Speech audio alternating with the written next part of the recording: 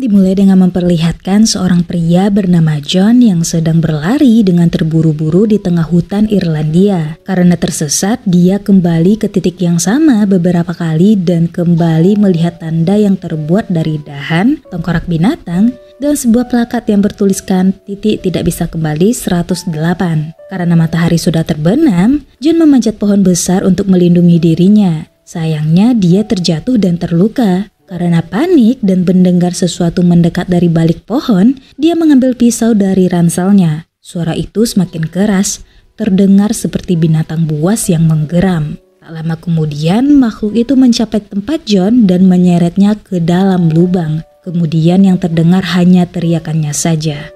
Adegan kemudian berpindah ke seorang wanita muda Amerika bernama Mina yang bekerja sebagai penyelamat binatang di kota Galway. Bosnya memanggil dia dan menunjukkan seekor burung beo yang indah. Dia menugaskan Mina untuk mengantarkan burung itu ke kebun binatang Belfast. Dan itu membutuhkan 1 hari perjalanan agar sampai ke sana. Mina setuju dan pulang dengan burung itu. Dia menghabiskan waktu duduk di depan burung itu dan berbicara mengenai kehidupan pribadinya. Malamnya, Mina meninggalkan burung itu sendirian karena ingin berkencan. Mina mengganti pakaian dan mengenakan wig. Dia kemudian pergi ke bar dan memperkenalkan dirinya kepada seorang pria sebagai Caroline. Keesokan harinya, Mina membawa burung itu dan memulai perjalanannya dengan mobilnya. Beberapa saat kemudian dia berhenti di pom bensin untuk mengisi bahan bakar, kemudian kembali melanjutkan perjalanan. Sayangnya, Mina tidak melihat ada papan yang menunjukkan beberapa poster orang hilang, yang semuanya menuju ke arah yang sama dengan yang dituju Mina. Beberapa waktu kemudian dipandu oleh GPS, dia mencapai hutan lebat. Namun tak lama setelah masuk, GPS-nya rusak dan radionya tiba-tiba mati dan mobilnya mendadak mogok. Karena bingung, dia keluar dari mobil untuk melihat di mana dia berada dan melihat tanda bertuliskan titik tidak bisa kembali 12. Mina memutuskan untuk berjalan-jalan sambil membawa burung itu, berharap menemukan orang di sekitarnya. Mina berteriak meminta tolong, tapi karena tidak ada orang, dia memutuskan untuk kembali ke mobil. Namun, saat dia berbalik, mobilnya hilang. Dia semakin takut dan berlari kembali ke tempat mobilnya berada. Tapi kendaraan itu menghilang. Tiba-tiba, terdengar suara berisik dan sekelompok besar burung terbang di atasnya. Semakin menakutkan saat tanah mulai bergetar. Setelah itu, ada sesuatu yang bergerak di antara pepohonan di dekat Mina. Dia berlari ke arah itu dan melihat seorang wanita tua berdiri dan mengawasinya. Tapi wanita itu terus berlari. Mina memutuskan untuk mengikutinya dan mengatakan dia butuh bantuan. Sambil berkata, ada sesuatu yang aneh di hutan. Wanita tua itu menghilang dari pandangan, tapi tiba-tiba muncul kembali dan membuka pintu ke tempat perlindungan. Dia memanggil Mina masuk jika ingin selamat. Jadi, Mina mulai berlari dengan cepat untuk masuk ke dalam ruangan itu. Nama wanita tua itu Madeline. Di sana juga ada 2 orang lainnya bernama Kiera dan Daniel. Mina bertanya di mana mereka berada dan Madeline mengatakan sangkar. Seperti Mina, mereka juga tersesat di sana. Madeline mengatakan bahwa ada makhluk yang dikenal sebagai pengamat di hutan dan makhluk itu ingin mengawasi mereka. Dia meyakinkan Mina bahwa tidak akan terjadi apa-apa. Kelompok itu berdiri di depan cermin pada malam hari, hanya memungkinkan mereka melihat diri mereka sendiri, tetapi tidak bisa melihat keluar. Kiera mengatakan bahwa makhluk itu datang setiap malam untuk mengawasi mereka sampai matahari terbit. Daniel mengatakan makhluk itu telah tiba dan Madeline meminta Mina untuk melangkah maju. Tiba-tiba terdengar suara dan Mina menyadari kalau itu adalah suara tepukan tangan. Madeline menjelaskan bahwa makhluk-makhluk itu bertepuk tangan untuk menyambutnya. Malam berlalu, dan saat fajar Mina memutuskan untuk mencari jalan pulang. Daniel dan Kiara mengatakan dia tidak akan berhasil, namun Madeline menyuruh mereka untuk membiarkannya pergi. Mina berjalan tak tentu arah di hutan, berharap menemukan mobilnya. Tidak jauh dari sangkar, dia mendengar suara wanita memanggilnya, dan dia melihat seorang wanita misterius dan mulai berlari karena ketakutan. Sambil membawa burung bersamanya, Mina mencapai suatu daerah di mana dia dapat melihat luasnya hutan di sekitarnya. Menyadari bahwa melarikan diri hampir mustahil, jadi Mina kembali ke hutan. Madeline mendekatinya dan mengatakan bahwa mereka telah mencoba untuk meninggalkan tempat ini tapi gagal. Dia menunjukkan pelang tanda yang sama dengan yang dilihat Mina sebelumnya. Di sana tertulis titik tidak bisa kembali 44. Dia mengatakan pelang ini tersebar di seluruh hutan, membentuk lingkaran yang hampir sempurna, dan setiap tanda berjarak setengah hari berjalan kaki dari sangkar. Dia memperingatkan Mina bahwa jika dia melintasi tanda tersebut, dia mungkin tersesat dan tidak bisa kembali. Mina bertanya siapa yang membuatnya. Madeline mengatakan Daniel dan Kiera memanggilnya Profesor. Keesokan harinya, Mina mengikuti Kiera berkeliling hutan. Kiera berbicara tentang suaminya John yang telah hilang selama 6 hari dan belum kembali. Kiera kemudian mengajak Mina melihat sebuah lubang yang mengarah ke jaringan terowongan bawah tanah. Dia menjelaskan bahwa disinilah para pengamat berlindung di siang hari. Mereka bisa aman dan berkeliling karena makhluk itu tidak keluar di siang hari. Mina bertanya berapa lama Kiera berada di sana, dan setelah berpikir sejenak, Kiera mengatakan sudah 5 bulan. Mereka semua kembali berkumpul di depan sangkar. Di sana, Madeline dan yang lainnya memberitahu Mina bahwa dia tidak boleh membelakangi cermin, membuka pintu setelah gelap,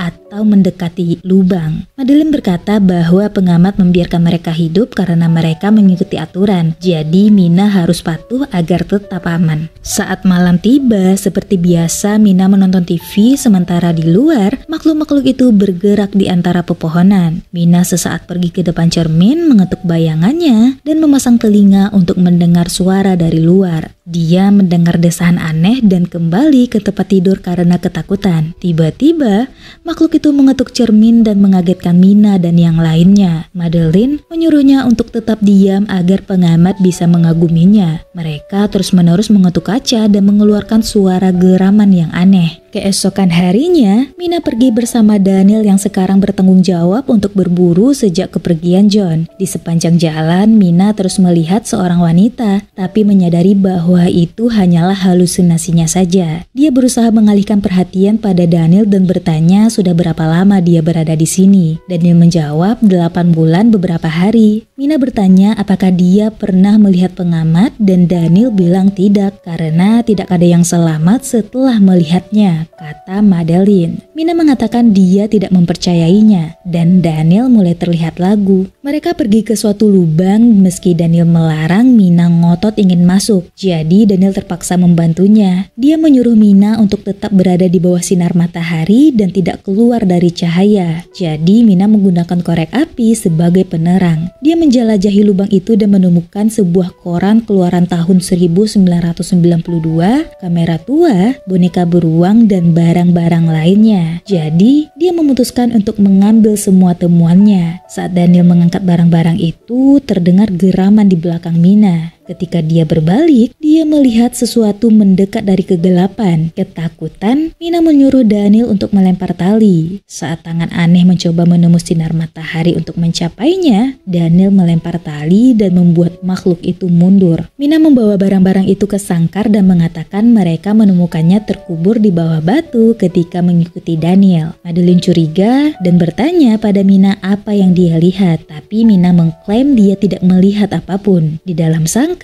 Dani menemukan bahwa perangkat elektronik tidak berfungsi di luar tempat berlindung, tetapi bisa diberi daya dari dalam, dan dia mengklaim bahwa profesor itu mungkin menciptakan sumber listrik di bawah tanah. Dani menunjukkan bahwa dia tahu cara memperbaiki peralatan elektronik. Kemudian dia menghubungkan kamera ke televisi agar bisa digunakan sebagai CCTV. Malamnya, mereka menunggu untuk melihat para pengamat, tetapi itu memakan waktu yang cukup lama. Tiba-tiba, kaki manusia muncul di depan kamera, menunjukkan seseorang di pintu masuk. Madeline bilang itu tidak mungkin bagi siapapun untuk berada di luar setelah matahari terbenam. Dia menjelaskan bahwa itu adalah tipuan untuk membuat mereka membuka pintu. Dia melihat ke Mina dan mengatakan dia tahu Mina berbohong tentang di mana dia menemukan benda-benda itu. Tiba-tiba, seorang pria di luar mulai mengeluh kesakitan dan meminta bantuan. Berpikir itu John, Kiera bangkit untuk memeriksa apakah itu benar-benar suaminya. suaminya. Suara John terdengar dan Kiera mencoba membuka pintu, tetapi Madeline menghentikannya, mengingatkan tentang aturan.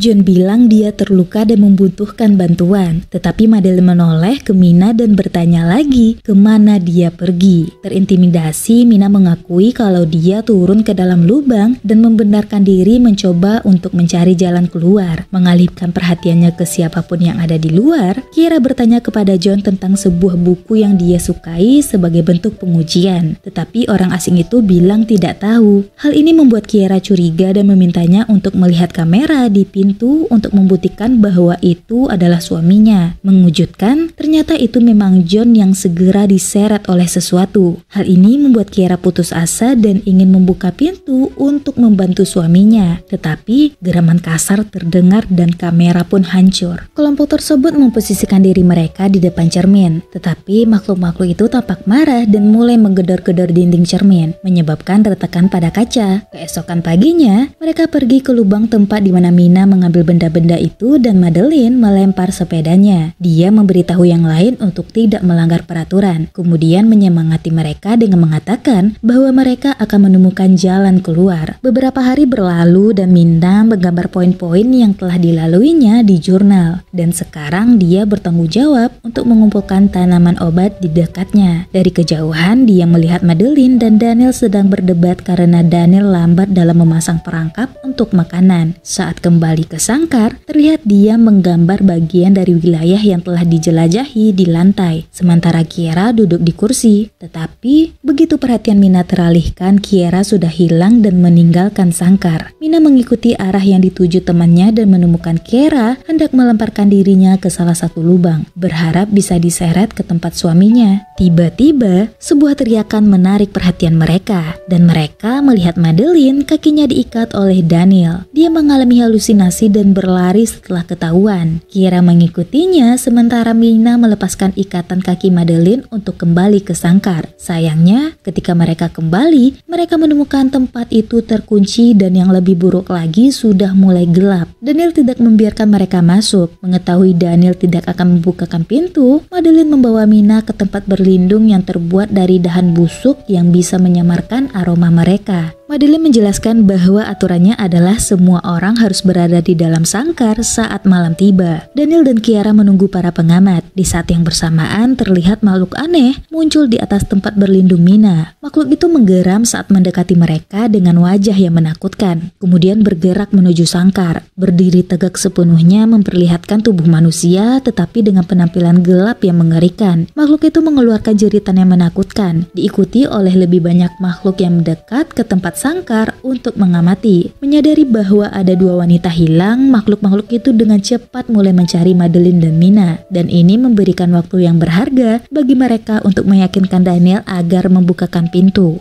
Daniel akhirnya membukakan pintu dan meskipun sangat kesal, Madeline tahu tidak ada waktu untuk berdebat. Mereka semua memposisikan diri di depan cermin dan Madeline mulai bercerita tentang siapa dirinya sebenarnya. Dia mengungkapkan bahwa dia adalah seorang profesor cerita rakyat dan mitologi yang tahu betapa bahayanya hutan ini, namun tetap memilih untuk memasukinya. Dia menjelaskan bahwa hanya setelah melihat pengamat untuk pertama kalinya, dia menyadari betapa berbahayanya hutan ini. Madeline bercerita bahwa dia sering berburu sendiri. Sampai suatu hari saat matahari terbenam dalam perjalanan kembali ke sangkar, dia melihat makhluk yang tampak mirip dengannya. Hanya saja lebih tinggi dengan wajah yang mengerikan. Madeline menjelaskan bahwa pengamat adalah makhluk kuno yang dikenal dengan banyak nama dalam berbagai legenda dan tradisi, seperti pengubah wujud, makhluk bersayap, peri, dan makhluk gaib. Mereka memiliki kekuatan untuk mempelajari korbannya dan berubah menjadi mereka, bahkan menirukan suara mereka. Para pengamat yang berkeliaran di luar dan seakan membenarkan cerita Madeline,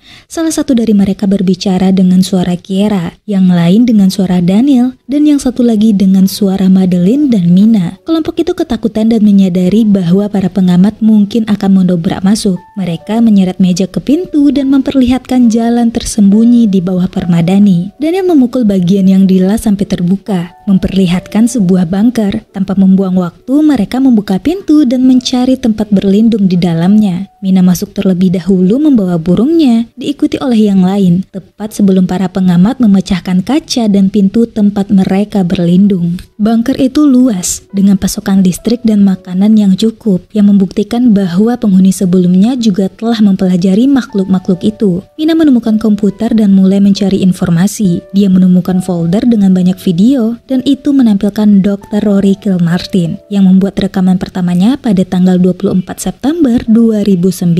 Profesor itu menyatakan bahwa bunker adalah bentengnya dan setiap malam makhluk-makhluk itu datang untuk mengamatinya melalui kaca. Mina melanjutkan nonton video. Video berikutnya menunjukkan profesor melihat seorang pengamat dalam bentuk seorang gadis, menunjukkan kemampuan makhluk itu untuk mengubah bentuk dan meniru orang lain. Di video berikutnya, dokter terlihat bersama salah satu makhluk di dalam sangkar di bunker. Dia mendekati sangkar dan berkata bahwa dia tidak akan menyakitinya, tapi makhluk itu bangkit dengan penuh kemarahan. Mina memutar video terakhir, nomor 300. Di video ini, Dr. Kilmartin menyatakan bahwa dia merasa jijik dengan apa yang dilihat di atas, dan meskipun dia punya rencana untuk pergi, dia tidak akan kembali ke dunia manusia. Dia berniat menghancurkan makhluk ini dan dirinya sendiri. Dia juga menyebutkan sebuah perahu yang terletak di sungai dengan titik poin 134, menyarankan siapapun yang menonton video itu untuk mengikuti burung-burung karena mereka tahu jalan keluar dari hutan. Dalam kata-kata terakhirnya, dia meminta siapapun yang melarikan diri dari hutan untuk pergi ke kantornya di universitas dan menghancurkan segalanya. Setelah itu video memperlihatkan dia naik ke sangkar diikuti dengan suara 2 tembakan. Setelah mengetahui semuanya tentang dokter, kelompok itu menghabiskan malam dengan semangat yang lebih tinggi untuk melupakan bahaya. Keesokan paginya, mereka bersiap untuk pergi. Madeline menasihati mereka untuk tetap waspada karena sihir hutan akan mencoba membingungkan dan membuat mereka tersesat. Di titik 134, kelompok itu berhenti dan Mina melepaskan burungnya dengan harapan burung itu akan menemukan jalan keluar. Setelah melintasi titik 134, mereka melewati tempat yang dikenal dalam legenda sebagai batu tempat para peri yang dipenjara. Madeline menjelaskan bahwa makhluk gaib dulunya hidup sebagai dewa di antara manusia, menjembatani alam dan manusia. Namun, kekuatan mereka menakuti manusia, yang menyebabkan perang antara dua ras. Para perubah bentuk dipenjarakan di sebuah makam yang di dalamnya disegel dengan batu besar untuk mencegah mereka kembali. Setelah berabad-abad, makhluk-makhluk ini telah mencakar-cakar tanah merangkak ke permukaan hanya untuk menemukan bahwa mereka telah kehilangan sayap ajaibnya dan tidak dapat meninggalkan hutan. Kelompok itu melanjutkan perjalanan mereka, dan rasa takut akan kegagalan muncul saat hujan mulai turun. Tiba-tiba, sekawanan burung terbang melewati mereka, menandakan bahwa malam semakin dekat dan hutan semakin lebih berbahaya. Beruntung, mereka mencapai sungai yang disebutkan oleh dokter dan menemukan perahu di dekatnya. Mereka senang, tetapi mendengar makhluk-makhluk itu menggeram. Dengan tergesa-gesa mereka berlari ke perahu, tapi Daniel mendengar John memanggilnya. Ketika para wanita melepaskan ikatan perahu dari rantainya, mereka melihat Daniel menggendong John. Kiara mencoba memperingatkannya bahwa itu bukan suaminya. Sayangnya, mereka tidak punya waktu untuk membantu Daniel, yang segera menyadari bahwa dia telah ditipu. Makhluk dalam wujud John melukai kaki dia dan melumpuhkannya, lalu menghabisinya. Banyak pengamat lainnya muncul di tepi sungai, dan saat ketiga wanita itu berangkat dengan perahu, mereka menyaksikan pengamat itu berubah menjadi penampilan Daniel. Keesokan paginya, Mina terbangun dengan suara kicauan burung beonya dan menyadari bahwa mereka berada di dekat jembatan. Ketiga wanita itu turun dari perahu dan menunggu. Beruntungnya ada kendaraan yang lewat. Supir bus berhenti dan ketika Mina bertanya kemana tujuannya, pria itu mengatakan dia akan pergi ke kota Galway. Jadi mereka pun menaikinya. Beberapa saat kemudian, bus tiba dengan selamat di jalan setapak. Mina kembali ke rumahnya dan keesokan harinya dia pergi ke kantor Dr. Kilmartin. Dia berhasil masuk dengan mengaku sebagai keponakannya dan menemukan sebuah koper berisi perekam suara. Di dalam perekam suara, dokter berbicara tentang gulungan yang ditemukannya yang merincikan sejarah kuno saat peri hidup di antara manusia sebelum mereka menjadi liar. Gulungan tersebut menggambarkan bagaimana peri hidup di antara manusia, bahkan menjadi bagian dari keluarga dan pasangan. Namun, pencampuran kedua Kedua spesies tersebut menciptakan makhluk yang lebih aneh, yang dengan kekuatannya bahkan dapat menduplikasi orang yang sudah meninggal. Lalu terjadilah perang dengan manusia yang mengutuk para pengubah bentuk dan memenjarakan mereka. Mina menemukan lebih banyak barang yang mengejutkan sehingga dia naik taksi ke rumah Kiara. Setelah masuk, Mina menunjukkan beberapa foto Profesor Martin bersama istrinya yang ternyata adalah Madeline. Namun Madeline tidak pernah memberitahu mereka bahwa dia adalah istri dokter dan berpura-pura tidak mengenalinya ketika mereka menonton video di kandang. Mina juga mengungkapkan bahwa dia menemukan istri sebenarnya dari dokter tersebut telah meninggal jauh sebelum penelitiannya. Dia menyimpulkan bahwa Madeline yang bersama mereka selama ini sebenarnya adalah peri yang berubah bentuk, tetapi mereka tidak menyadarinya karena dia bisa berjalan di bawah sinar matahari. Malam itu, Mina merasa telah membuat kesalahan dengan membantu salah satu pengamat melarikan diri dari hutan dan mengatakan mereka perlu mengirimnya kembali. Beberapa menit kemudian, keduanya menunggu Madeline yang palsu tiba. Namun, ketika Mina pergi untuk mencuci tangannya, dia melihat kecoak di wastafel dan menyadari bahwa lingkungannya dipenuhi oleh sihir. Tiba-tiba, sebuah kendaraan berhenti di rumah, dan ketika melihat wanita itu melangkah keluar, Mina melihat bahwa itu adalah Kiara yang ada di dalam mobilnya. Mina menyadari bahwa yang bersamanya saat ini adalah seorang pengamat yang telah mengambil wujud Kiara. Pengamat itu mengatakan dia akan berubah menjadi dirinya untuk berbaur di antara manusia. Setelah Kiara masuk, pengamat itu menghilang dan muncul kembali di belakangnya dalam bentuk John. Dia menjatuhkannya lalu dengan cepat meraih Mina dan melemparkannya ke cermin di sekitar mereka. Mina mempertanyakan maksud pengamat dalam bentuk Madeline. Kenapa dia melindungi mereka selama ini? Pengamat yang sekarang dalam bentuk Daniel menjawab bahwa dia menjadikan mereka sebagai hewan peliharaan, belajar tentang mereka dan mengamati untuk menjadi seperti mereka. Dia juga berterima kasih kepada Mina karena telah membantunya melarikan diri. Ia menyeretnya ke pintu untuk mengamatinya. Kali ini, Madeline mengungkapkan bahwa setelah berabad-abad di penjara, dia yang tak lain adalah The Daywalker akhirnya bebas. Dia mulai berubah dan menjelaskan bahwa ketika profesor tiba dan menemukannya, dia berjanji untuk memberitahunya jalan keluar. Namun, ketika dia mencoba menembaknya, Madeline terpaksa membunuhnya. Mina berlari untuk memeriksa Kiara, tetapi ketika melihat melalui jendela kaca bahwa pengamat sekarang berubah bentuk ke wujud aslinya, makhluk itu dengan cepat masuk dan menekan Mina ke kaca, melukai pergelangan tangannya dan berkata bahwa ia akan menggunakan tubuh Mina untuk berjalan di antara manusia. Mina mencoba berbicara dengannya. Dia meyakinkan kalau sosok itu yang berbeda dengan Daywalker yang lainnya, karena dia bisa meninggalkan hutan dan berjalan dalam cahaya, sementara yang lainnya tidak bisa. Karena penasaran, makhluk itu melepaskan Mina untuk mendengarkan penjelasannya. Mina mengungkapkan bahwa dia menemukan dokumen universitas yang menunjukkan bagaimana dua spesies peri dan manusia pernah hidup bersama dan bahkan membangun keluarga dan melahirkan seorang anak yang disebut Howlings. Mina memberitahu Madeline bahwa dia bukan hanya seorang pengamat, tetapi seorang hibrida karena memiliki DNA manusia dalam tubuhnya. Mina mencoba mengeluarkan sisi kemanusiaan dari Madeline yang menunjukkan cinta dan pengampunan. Sosok itu berjuang secara internal. Mina menegaskan bahwa dia tahu Madeline bukanlah monster dan percaya bahwa dia bisa mengendalikan tubuhnya. Dia juga mengatakan bahwa pasti ada banyak orang lain seperti Madeline dan dia bisa menemukan mereka sehingga tidak lagi harus hidup sendiri atau didominasi oleh kebencian. Pengamat memancarkan aura energi dan mulai mendapatkan kembali sayapnya. Dia memberitahu Mina bahwa dia berharap apa yang dikatakan Mina adalah kebenaran. Setelah itu terbang untuk mencari lebih banyak dari jenisnya setelah pertemuan itu. Sementara Mina menghampiri Kiara dan membantunya berdiri. Beberapa hari kemudian, Mina menceritakan seluruh kisahnya kepada saudara kembarnya Lucy yang memiliki bekas luka di wajahnya. Film berakhir dengan seorang gadis kecil mengamati rumah Mina dari jalan. Gadis kecil itu kemudian mengungkapkan dirinya sebagai Madeline dalam bentuk seorang gadis kecil.